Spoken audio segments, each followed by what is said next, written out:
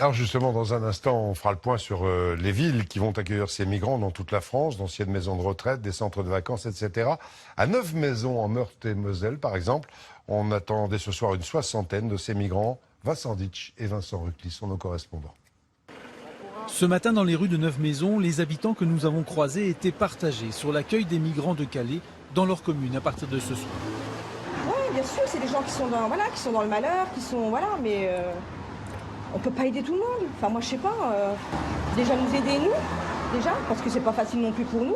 Ça réglera sûrement pas le problème, mais bon, ils vivent dans des conditions, là, ils peuvent avoir des meilleures conditions. En attendant, pourquoi pas? Les 60 migrants attendus seront accueillis ici, sur un ancien site de recherche de l'INRS fermé en 2014. Car un des bâtiments est déjà équipé en hôtellerie et restauration. Tous les élus de la communauté de communes, propriétaires des lieux, ont accepté d'en faire un centre d'accueil et d'orientation. On prend notre part, on n'est pas à faire plus ni moins, on prend juste notre part par rapport à un problème qui n'est pas un problème local mais qui est un problème international, on prend notre part. Des réunions d'information ont été organisées avec les professionnels de la zone industrielle et commerciale à proximité du centre d'accueil. Mais qu'ils soient inquiets ou rassurés, rares sont les commerçants qui souhaitent s'exprimer. On a l'impression que tout le monde essaie un peu de nous faire peur. Il y a une autre partie où on se dit qu'il faut essayer plutôt d'être humaniste. Bon voilà, on essaie de trancher puis de dire qu'il y a de la place pour tout le monde. Et puis effectivement, le côté humaniste, c'est plus ce qui nous ressemble. Terre industrielle depuis longtemps, le pays de Neuve-Maisons a connu de nombreuses vagues d'immigration. Accueillir et prendre en charge 60 migrants ne devrait donc pas poser ici de grosses difficultés. Les représentants du gouvernement disaient encore ce matin que l'ensemble des migrants de Calais auraient une place dans les centres qui ont été mis en place. Louis-Olivier, 450 dans toutes les régions, sauf l'Île-de-France et la Corse.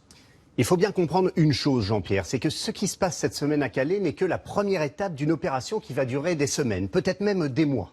Il y a 6486 migrants recensés à Calais et en fonction de leur situation, ils vont être acheminés par bus dans 450 centres d'accueil et d'orientation, c'est les fameux CAO. Il est impossible pour l'instant de dresser une carte précise de ces 450 centres en France. Le ministère de l'Intérieur tient à garder secret leur emplacement pour protéger les migrants. En revanche, nous disposons de cette carte qui montre clairement qu'à part l'Île-de-France et la Corse, aucune région n'a été oubliée dans les plans du ministère. 1784 migrants sont par exemple prévus en Auvergne-Rhône-Alpes, 760 en Bretagne, 750 en Bourgogne-Franche-Comté. Il n'y a pas de bons ou de mauvais élèves, mais de grandes tendances. Les 3 régions les plus sollicitées sont l'Auvergne-Rhône-Alpes, la Nouvelle-Aquitaine et l'Occitanie, mais le Grand Est et les Hauts-de-France seront également particulièrement concernés. Pour l'instant, Jean-Pierre, 7500 places sont créées, mais les préfets doivent continuer à travailler, évidemment, pour atteindre à terme 9000 places d'accueil. Merci.